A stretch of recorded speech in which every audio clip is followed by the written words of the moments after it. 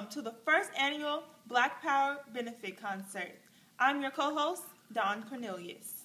And I'm your other co-host, Angela Davis. The first artist we have for you today is Brother Sam Cooke, with his hit, A Change Is Gonna Come. It was recorded in 1964 with his gospel-flavored vocal style, emotionality, and melismas with the pentatonic scale. You know, I also read some interesting things about Sam Cooke in this song. It was released in 1964, which was right after his death and was soon adopted by the Civil Rights Movement.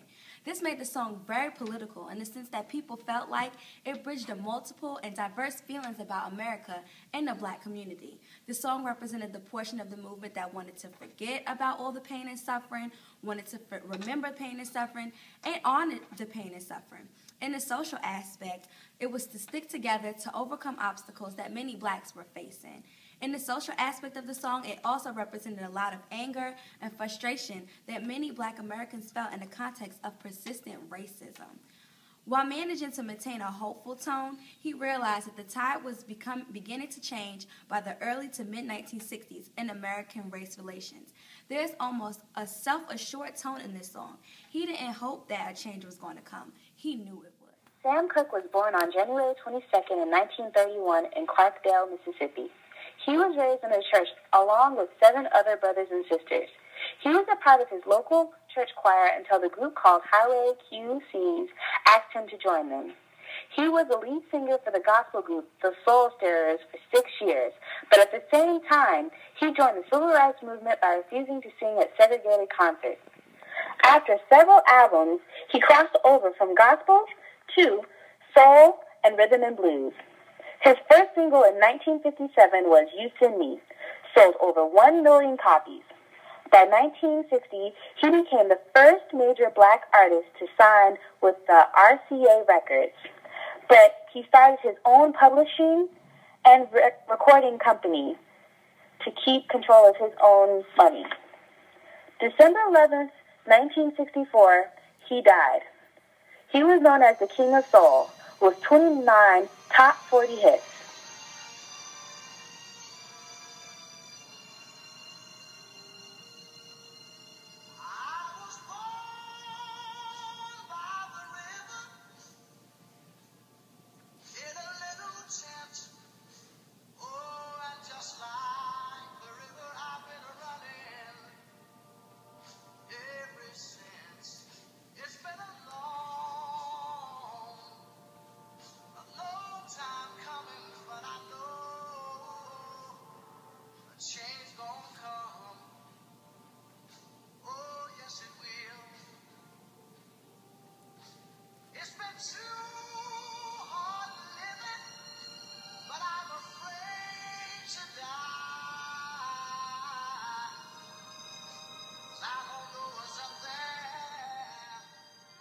Next we have the godfather of soul himself, James Brown.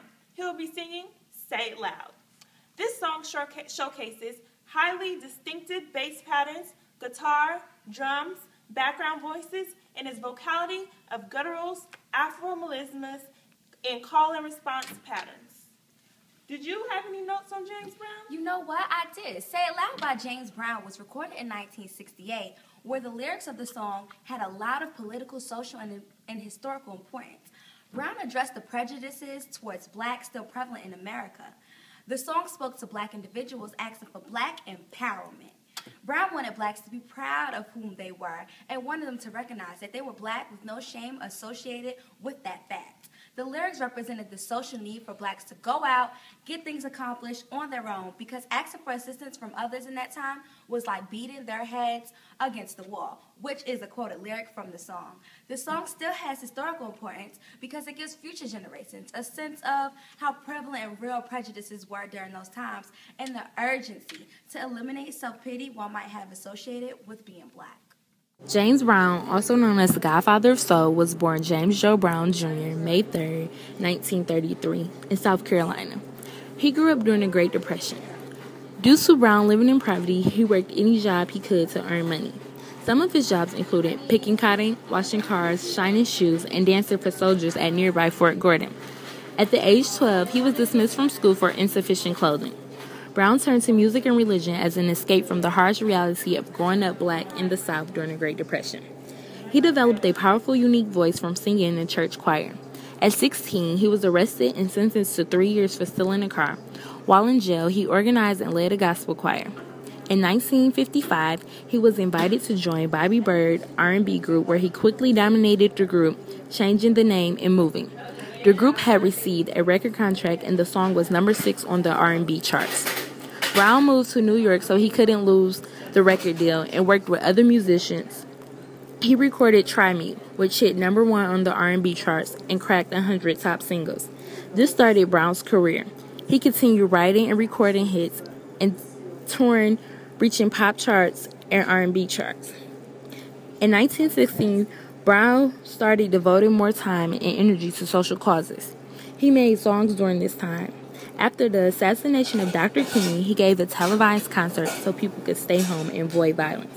Months later, he made Say It Loud, I'm Black and I'm Proud, a protest anthem that has unified and inspired generations.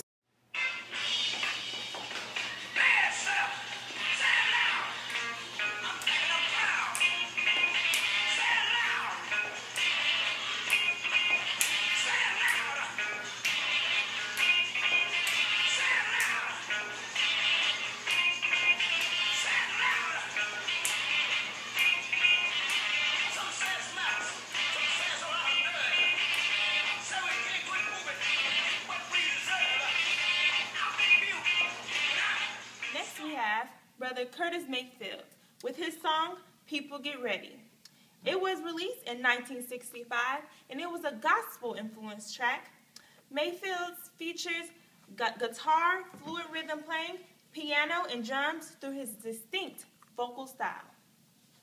You know, it's interesting about Curtis Mayfield because the song was released in 1965, which was after Martin Luther King's I Have a Dream speech, and also followed the 16th Street Baptist Church bombing. Talk about social, political, and historical importance. The unfortunate events for the black community led to the release of the song. Mayfield's song was made to work as inspiration and a wake-up call for black people during this time, letting them know that the fight was not over and they still had a chance. Saying there's a train coming, get ready, was like saying, okay, so regardless of what happens, get yourself together for this because you are going to get a chance. Your chance is coming. This gave black people hope not only socially, but also politically. Curtis Mayfield was a rhythm and blues singer, a songwriter, and a producer. Mayfield was born on June 3, 1942 in Chicago, Illinois. Mayfield began singing by the age of 7. He also taught himself to play the guitar and led his own gospel and soul group called the Alpha Tones and began composing music and writing lyrics before he was a teenager. In 1956, Mayfield moved with his family to the north side of Chicago, where he met the singer Jerry Butler while performing in the church choir. Butler convinced the 14-year-old Mayfield to join his soul band, then called the Roosters. 2 years later, after renaming itself the Impressions, the group scored a number 11 hit with the song For Your Precious Love. After Butler left the Impressions to pursue a solo career, the group reformed with Mayfield as its leader. Mayfield wrote the songs, produced the records, played the guitar, and sang lead. During the 1960s, the heyday of the Impressions, the group brought its potent mixture of gospel, soul, and doo-wop to a total of 14 top recordings, including Gypsy Woman and It's All Right. In 1946, with the hit song Keep On Pushin', Mayfield became one of the first R&B singer-songwriters to bring a racial and political consciousness to his music. Keep On Pushin' On, along with other inspirational anthems such as People Get Ready and I'm So Proud, established Mayfield as one of the pioneers of soul music and as a singular voice of the civil rights movement. In his 4 decades in the music business, Mayfield helped bring a unique racial consciousness to popular music and introduced an innovative sound that greatly influenced following generations of musicians.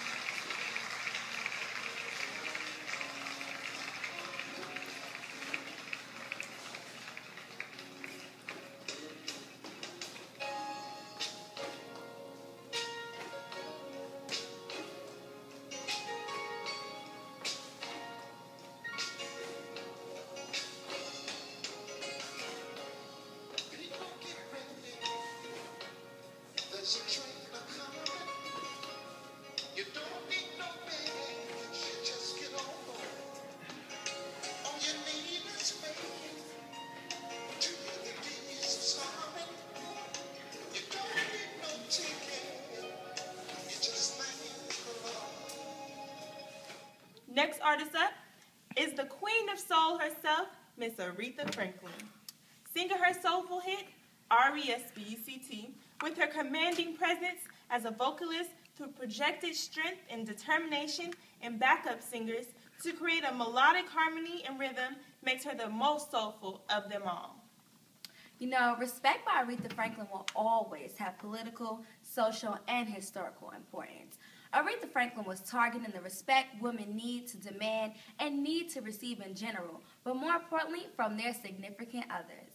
I think this song will always have relevant meaning in the black community because I feel as if black women are often deprived of respect the most in America.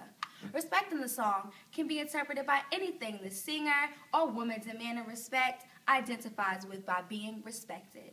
Either way, the lack of respect will not be tolerated by Miss Aretha Franklin, and she put that on front. Aretha Louise Franklin was born on March 25, 1942 in Memphis, Tennessee, to Baptist preacher Reverend Clarence LaVon Franklin and mother Barbara Siggers Franklin, a gospel singer. Her father's role as a pastor allowed Aretha to start singing at a young age, and at 14 she joined her father's traveling revival show. After being courted by a few record labels, she signed to Columbia Records in 1960. Aretha released her first single, Rock-A-Bye Your Baby with a Dixie Melody, in January 1961, and two other hits that became top 10 hits on the R&B charts. Franklin left Columbia to sign with Atlantic Records in 1966, where she released her legendary single, Respect, written by the King of Soul, Otis Redding. With this single, Aretha would trigger a new vocal skill called call and response, which she used in many of her future singles. While still with Atlantic, she earned 3 additional top 10 hits, including Baby I Love You, A Natural Woman, and Chain of Fools. Franklin would go on to earn her first 2 Grammy Awards and 8 consecutive Grammys for Best Female R&B Vocal category. Franklin also began to stand out as a significant person in the civil rights movement for her single Respect, which helped to send a message of equality, peace, and justice. As she continued releasing pop hits such as Think, Say a Little Prayer, and Ain't No Way, she was seen to many as the Queen of Soul. In 1972, Franklin released Amazing Grace, which would become the best-selling gospel album of all time. She has won a total of 18 Grammy Awards and was the first woman inducted into the Rock and Roll Hall of Fame. Aretha is the mother of 4 sons and godmother of Whitney Houston. Aretha Franklin will always be seen as a tremendous singer and activist who talked about the world through her music.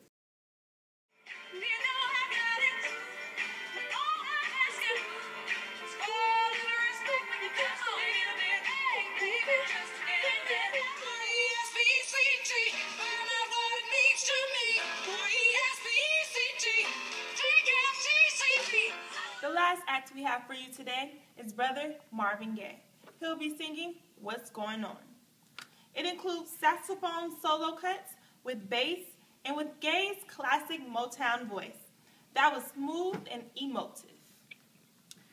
What's Going On by Marvin Gaye was a great song, not only because it was great to listen to, but the song was proposed by Marvin Gaye to speak out about injustice that was taking place in the world in general. His executive at Motown, Dyson, responded when Marvin Gaye proposed this song, saying, "Why do you have to ruin your career? Shun Gaye. Why do you want to put out a song about the Vietnam War, police brutality, and all of these things? You've got all these great love songs. You're the hottest artist, the sex symbol of the 60s and 70s.